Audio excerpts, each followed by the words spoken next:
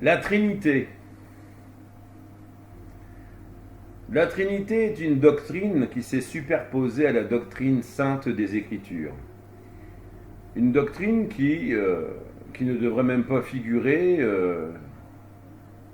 avec la doctrine associée à la doctrine des Écritures. Elle ne devrait pas être associée à la lecture des Écritures. Elle perturbe parce qu'elle facilite l'unité du Père, du Fils et du Saint-Esprit en un seul Dieu. Elle fait réaliser, elle fait comprendre que Dieu est Trin. Ça veut dire qu'il est en trois personnes, Père, Fils, Saint-Esprit. La Trinité est une doctrine facile.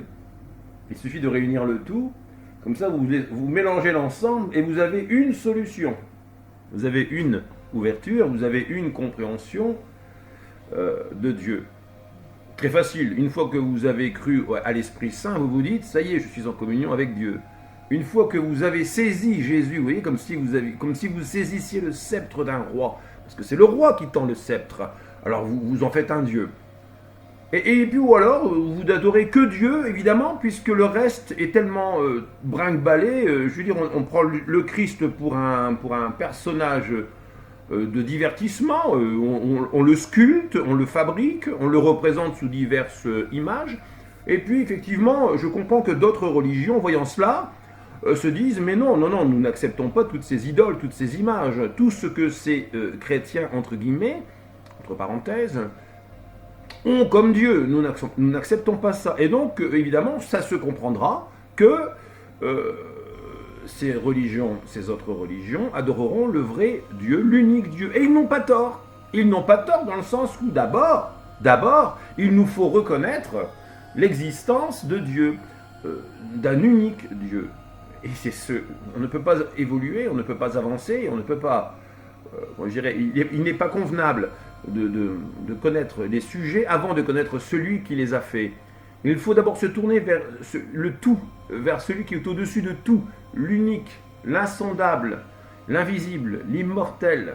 Invisible, effectivement, ce Dieu éternel est invisible. Il est écrit qu'il était immortel et invisible, que nul œil n'a vu ni ne peut voir. Ce Jésus, lui, a été vu, il a été rendu visible. Lui-même dira devant Thomas, vois Thomas, touche mes mains, et vois un peu, un esprit n'a ni chair ni os comme tu vois que j'en ai.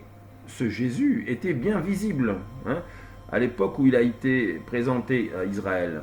Et au fond, cette bonne nouvelle, puisque c'en est une, l'évangile signifiant bonne nouvelle, a d'abord été annoncée aux Juifs, ne concernant pas les nations étrangères. Cette parole de Dieu est venue parmi les siens, pleine de grâce et de vérité. Et les siens, certains l'ont acceptée, d'autres l'auront rejetée.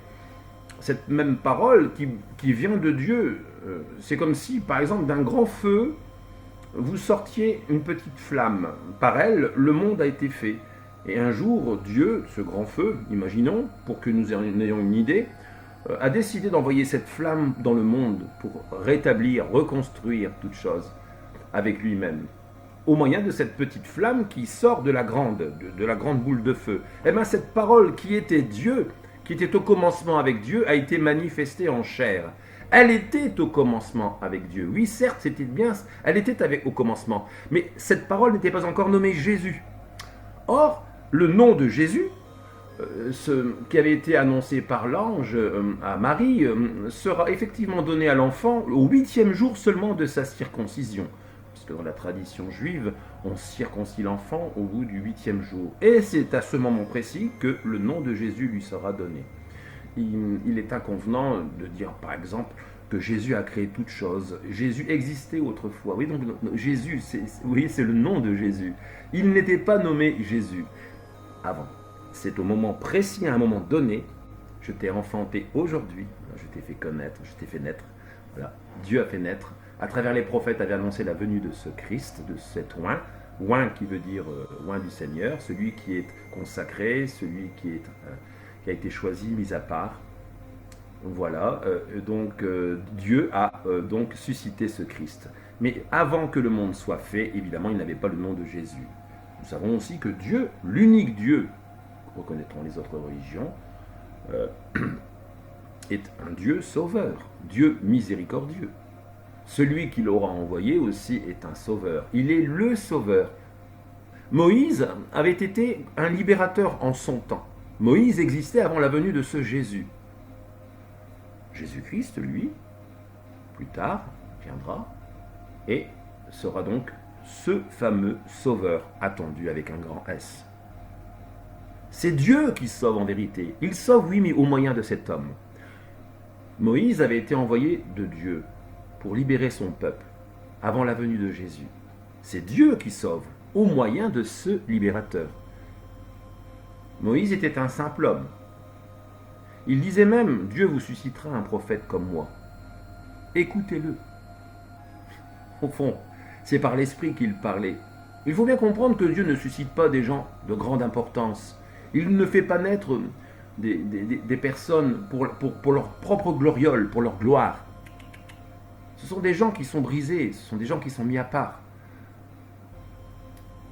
Et ces personnages qui n'avaient ni beauté ni éclat, comme cela est dépeint dans Malachie, dans le prophète de livre de l'Ancien Testament, dans le livre des prophètes, comme un personnage souffrant qui n'avait ni beauté ni éclat, qui n'attirait pas les regards.